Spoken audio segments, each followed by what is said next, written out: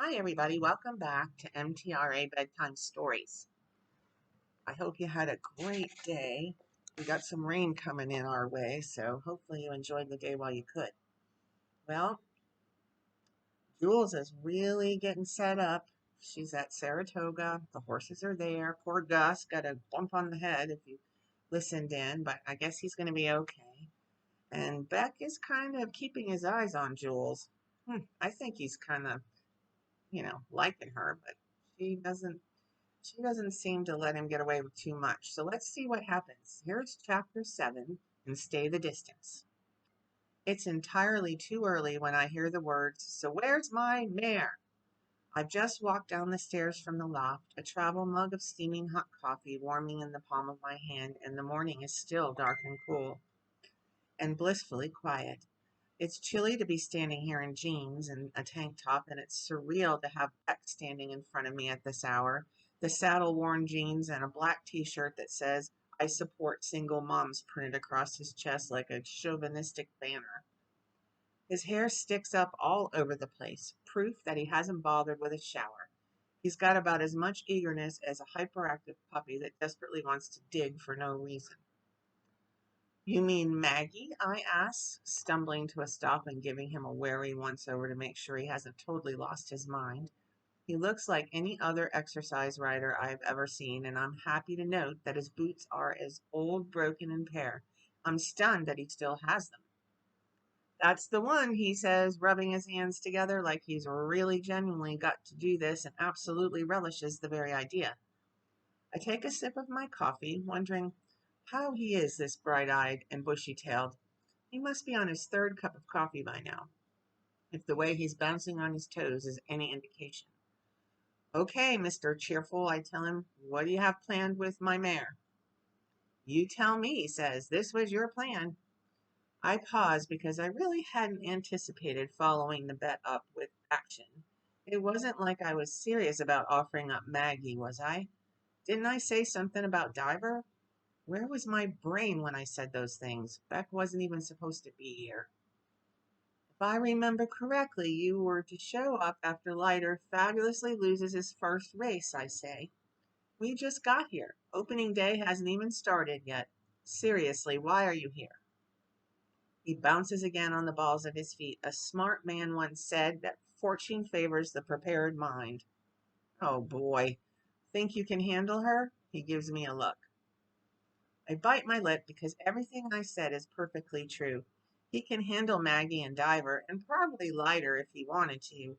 It's just that now being presented with the reality of what I proffered a month ago, this doesn't seem like the best plan. Not only am I giving him Maggie, but he's going to be here all the time. Then Dad has to arrive, and I remember with relief that he can veto all of it. Beck.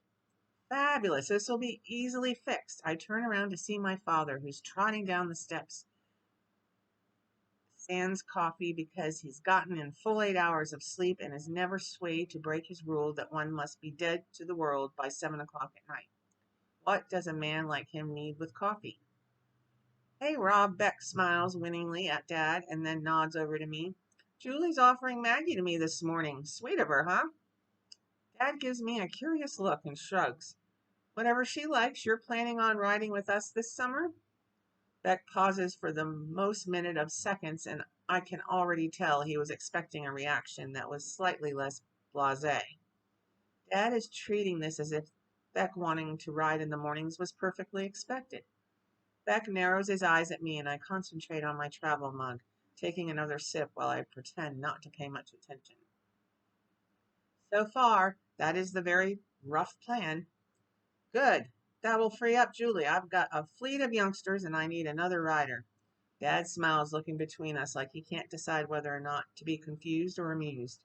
He's managing an intriguing combination of both, mainly all of these looks aimed right at me, before he claps one hand over Beck's shoulder, shaking him like he's testing his balance, and then strolls off down the aisle.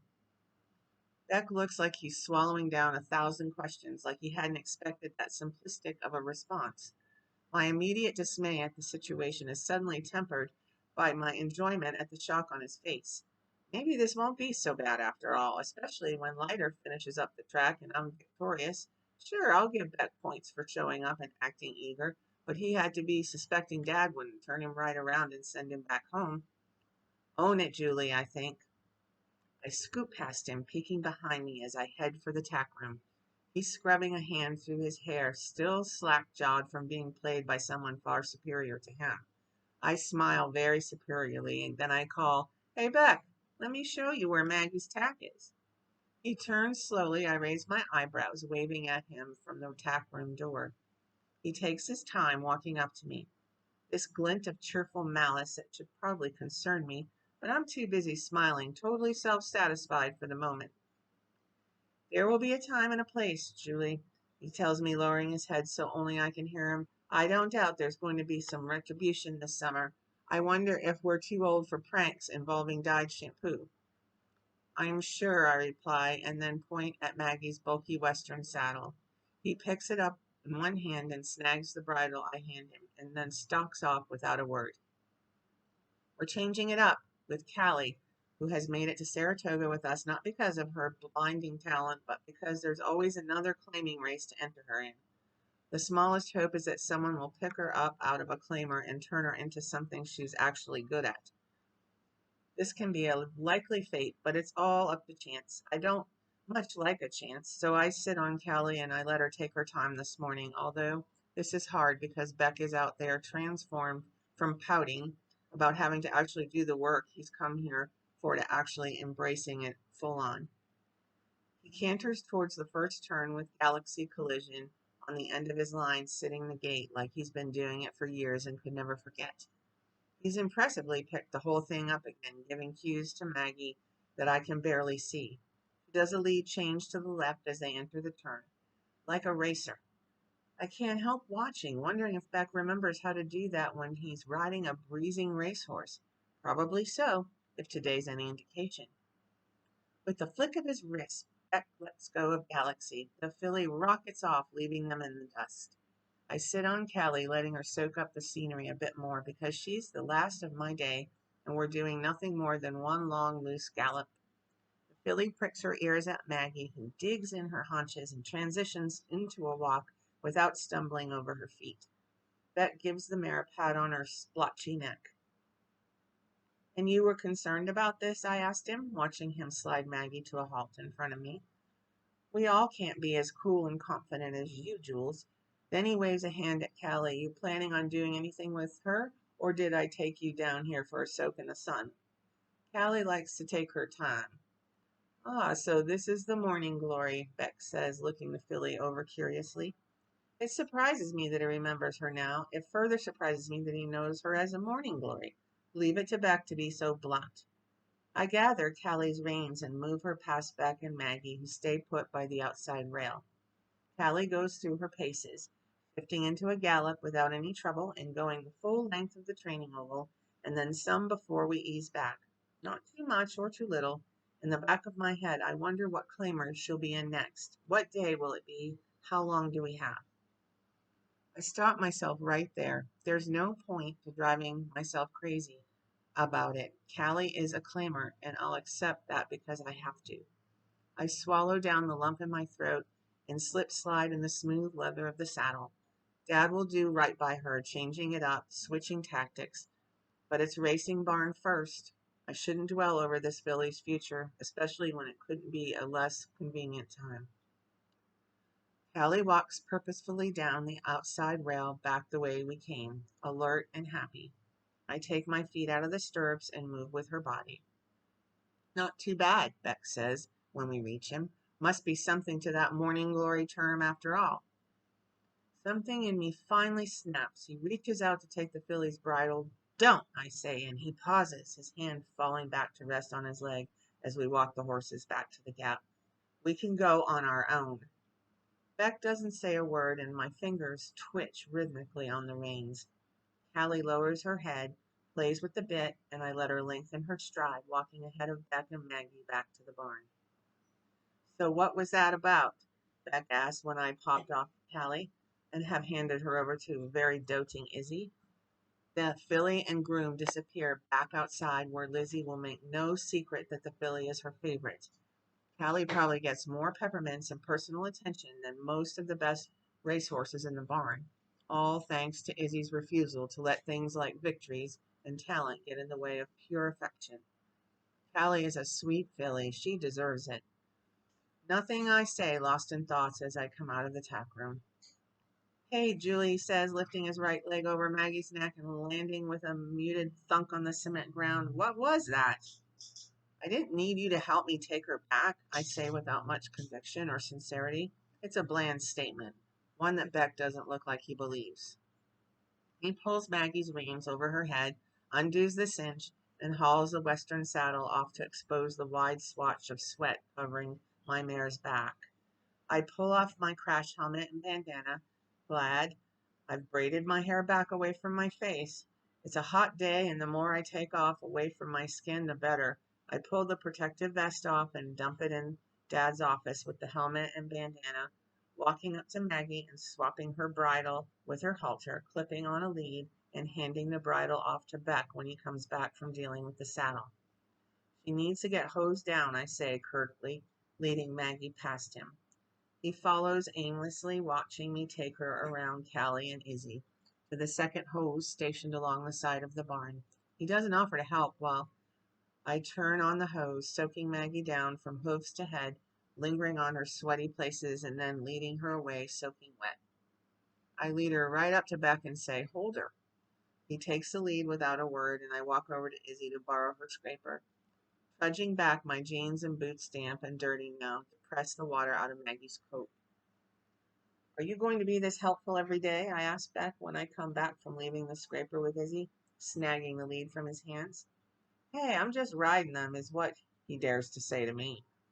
I shake my head and walk Maggie off to one of the pastures, letting her loose for some grazing time. When I close the gate behind me, coiling the lead in my hands, I turn, and there he is again, appearing confused. What did I say? Yes, and I don't know what it is that has me up in arms, or more accurately, I don't know what it was that had me so irritated before. He made me that stupid remark about just riding them. If you're going to ride Maggie, you're going to take care of her too, I tell him, ignoring for a moment that this was not what tipped me off before. It's convenient that he said something so easy to latch onto, because even if he was about to do all the things I just did, he had to open his big mouth and indicate that he wasn't even thinking about it. That's not what you're angry about, he says, and thanks a lot for being so astute, Beck. Yes, it is, I say, everything in me saying, avoid, avoid, avoid. She may be my horse, which I suppose to you means there's some leeway here, but when you're riding her, treat her as you would your own horse. Okay, he says slowly. I guess I'll go along with this because you're obviously gone crazy. He lets out an exasperated curse right before he brightens like he's stumbled across the greatest find in the history of trying to figure out what makes me tick. I scowl at him. This isn't about Maggie, it's about what I said about Callie. Ah, Julie, it's that your heart showing. What? That looks like he just discovered the Holy Grail, like he holds the key to understanding my moods, which, granted, I'd like to have for myself. I thought you wanted Diver when he was finished racing, not Callie. This is not a normal conversation, and yes, I do want Diver, but you don't want Callie claimed. I don't like seeing any horse claimed, I go on. It's not exactly a fun time to see a horse you've worked with taken away to go be a success or utter failure somewhere else, especially when she's so good in the mornings. It's a training issue, and it's frustrating, that's all. He smiles, throwing an arm around my shoulders and bringing me in for this ridiculous brotherly hug that ticks me off more. You're such a girl, Julie. I sighed, get off of me, and miss this wonderful bonding moment. I push him off and head for the barn. He follows behind me, not saying anything. Only the crunch of gravel indicates that he's back there at all, probably with a satisfied smirk on his face. When I walk back into the barn, Pilar and Izzy are there, car keys dangling from Pilar's hand. Where are you guys going? Lunch, Izzy says. I'm starved. You want to come? Absolutely, I say. What, and I'm not invited? Beck asks, and I turned around. No, I say, as penance for not helping me with Maggie, you are not invited. He walks off, muttering something under his breath that I am sure would have been an open invitation for me to hit him in the arm. He really deserves it, and even my father's repeated insistence that I not beat up the owner's son doesn't really sway my opinion. So where are we going? I asked. Bailey's, Pilar says. Go get changed. I don't have to be told twice. Saratoga sits in the heavy, bright heat around us. Flowers bloom out of the containers, and the splashy, colorful Victorians are rubbed raw by the sun. The spa town booms in the summer, and everyone keeps an eye on the goings-on at the racecourse. Izzy gets a table outside because, like a true outdoors girl, she doesn't even stop to think that the indoors has air conditioning. It's still sweltering out, but there's a light enough breeze and my hair is still back and in its braids, so I don't disagree with this decision. The huge glass of diet soda that is placed before me minutes later helps even more. Maybe I can get you to take Gus back to the hospital and get his stitches out, I tell her, playing with my straw while we're waiting for the food to get here. Izzy laughs like I've lost my mind, and certainly she isn't going to be the one to clean up the pieces of my compromised sanity. He can take himself, she huffs, which makes me smile because they've been on and off for at least 2 years. You know he won't go by himself. And that's his stupid fault, Izzy sniffs. They must be off again, no matter how they keep gazing after each other. They run hot and cold, faster than tap water, I swear. I don't have the time, Izzy insists, picking at the dirt under her newly bright blue nails. In fact, I'm pretty sure the only person who has time around here is Beck, and I don't see that happening. He can surprise you, I say. Speaking of, Pilar says, waving some of the breeze her way with a flimsy paper napkin, why was he riding Maggie this morning? I tell Pilar all about it, and she shakes her head. That's definitely not normal, she says, then leans forward and lowers her voice to a conspiratorial whisper. And there's no one else at the house yet. Have you noticed that? I have noticed. Why would Beck be the only one here? I asked, dropping my voice as well. Izzy and Pilar glance at each other, an unspoken understanding passing between them and then back at me. Izzy shrugs, but Pilar opens and closes her mouth like she's thought better of whatever she was going to say. Come on, I say, urging Pilar, who shifts uncomfortably, wadding up paper for cover for her straw. I'll keep pestering you until you say something. What is it? Pilar knows me too well. It's only rumors, and they're pretty worthless. I still want to know. Pilar pauses again, and Izzy kicks at her leg. She misses Pilar completely and kicks the table, sending the silverware rattling. Pilar throws her wadded straw wrapped at her. The word is that Delaney is still in Manhattan, Pilar says, that he might not come up to Saratoga at all this year. Delaney always comes to Saratoga. He's been coming to Saratoga since he was an infant 50-some years ago. If it was true and he was staying in Manhattan this summer, there would have to be a significant reason, so significant that the thought makes me pause. What would keep him in Manhattan? It's Pilar's turn to shrug. It's just rumors. But I have a feeling almost immediately that it is not. That ends chapter 7. So we still don't know what's going on, and we know that Julie just knows something's not right. She's been trying to figure it out. So I guess we're going to have to wait and see if we find out in chapter 8. Okay, everybody, have a great night. Get a good night's sleep. Be safe, be kind, and we'll start chapter 8 tomorrow.